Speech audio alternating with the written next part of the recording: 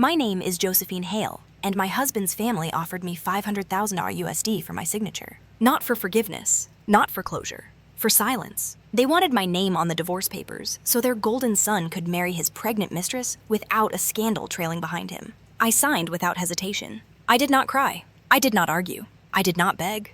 And then I left the country.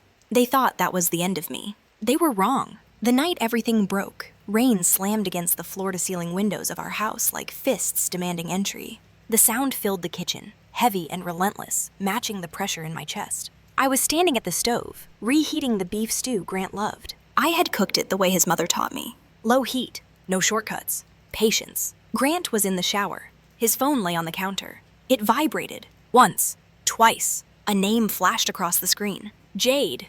I had never seen it before. I was not the kind of woman who checked her husband's phone. In 5 years of marriage, I had learned that survival inside a powerful family depended on restraint, on knowing when not to look. But the phone vibrated again, and from the bathroom, Grant called out, irritated.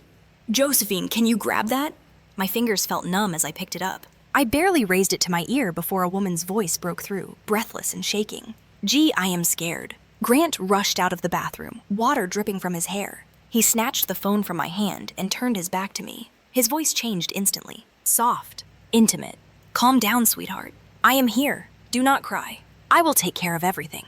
The spoon slipped from my hand and hit the tile. The sound was sharp, final. From that moment on, my life shifted into a different color palette. Everything looked the same, but nothing felt real anymore. My mother-in-law, Evelyn Hale, stopped calling. The family dinners she once demanded I host disappeared without explanation. When I visited the estate, her gaze slid past me as if I were a decorative object that had lost its purpose. My father-in-law, Richard Hale, never raised his voice. He did not need to. His silence carried more judgment than words ever could.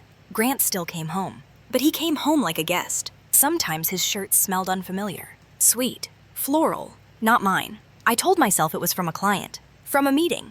From a hotel lobby. I repeated it until the lie tasted bitter in my mouth. Then the photos hit the internet. Grant, standing outside a private women's clinic, his arm wrapped protectively around a young woman with a visible baby bump. "Twins," the headline said. The caption called me the sidelined wife. I did not cry. Something inside me had already shut down. 3 days later, my phone rang. Evelyn's voice was sharp and stripped of pretense. "Be at the estate at 3. "Yes, Mom." "Do not call me that," she snapped. "You are about to lose that right." The line went dead. At 2:50 p.m., I stood at the iron gates of the Hale estate. The hedges were trimmed with surgical precision. Everything was controlled. Ordered. Inside the study, Evelyn sat upright, her posture rigid. Richard stood beside her. On the table lay a stack of documents. Divorce papers. Evelyn did not waste time. Jade is 3 months pregnant. With twins, I felt something crack inside me. For 5 years, I had sat in doctors' offices, listening to polite voices explain unexplained infertility. I had swallowed pills, followed schedules, pretended I was fine. And now, someone else had succeeded effortlessly. "This family needs heirs," Evelyn said coolly. "If you cannot provide them, you should not occupy the position." Richard slid the papers toward me. "Sign these. The family will compensate you." I looked at the number. 500,000 USD, enough to erase me cleanly. The clauses were precise. No interviews, no press, no public commentary, and one final condition.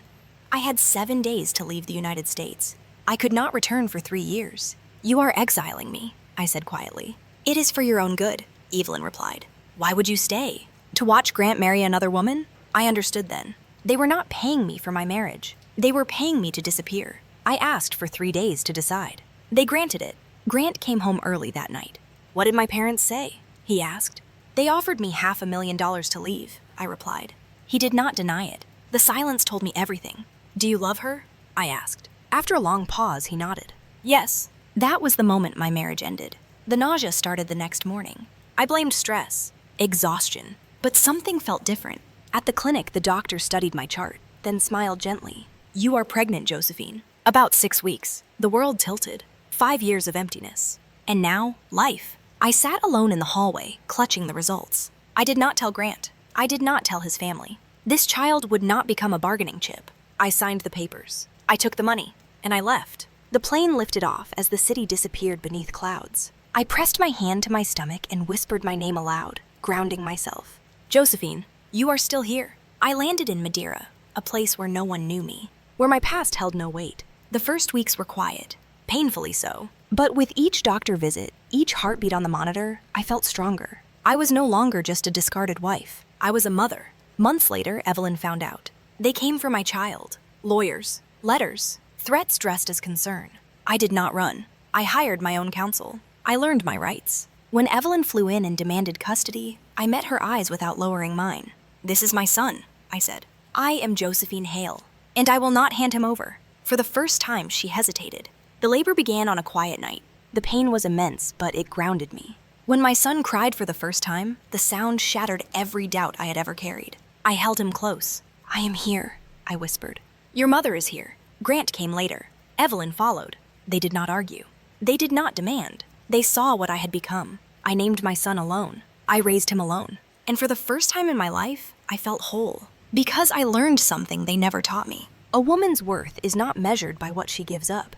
It is measured by what she chooses to protect. My name is Josephine Hale, and no one will ever price my life again. If you stayed until the end, thank you for listening to my story. I shared it not for sympathy, but because I know there are women out there standing exactly where I once stood. If you were ever asked to stay silent, to step aside, or to disappear for someone else's comfort, I want you to remember this: your life is not negotiable.